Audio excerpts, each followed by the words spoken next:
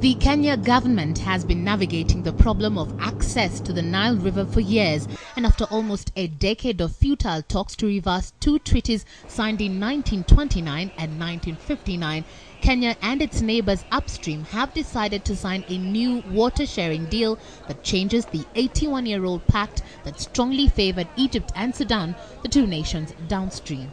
Nothing stops us now from using the waters as we wish. It's now up to Egypt to come on board and agree with us that we are going to share these waters as we are supposed to. A new dawn for the north-flowing river, regarded as the father of African rivers, Kenya, Ethiopia, Uganda, Tanzania and Rwanda now laying claim to more of the river's water in a deal Egypt has denounced as illegal.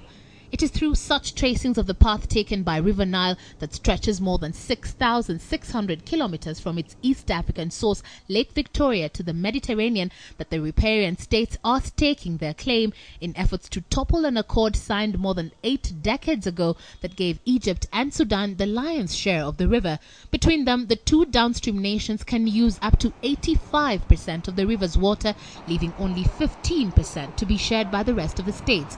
The new Nile Basin Cooperative Framework, the agreement these countries hope will finally allow for equitable use of the Nile resource, if only they can get Egypt and Sudan to sign it. Egypt and Sudan are against Article 14B of this new agreement, which states that Nile Basin states agree in a spirit of cooperation to work together to ensure that all states achieve and sustain water security and not to significantly affect the water security of any other Nile Basin states. This article, what they say, will affect their historical rights and uses of the Nile River. They say that they want the last article to be rephrased to read, not to adversely affect the water security and current uses and rights of any other Nile Basin.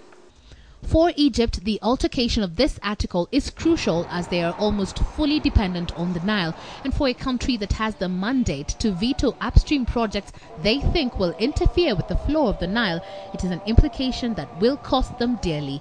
Egypt has always held that interference with the flow of the Nile is tantamount to a declaration of war.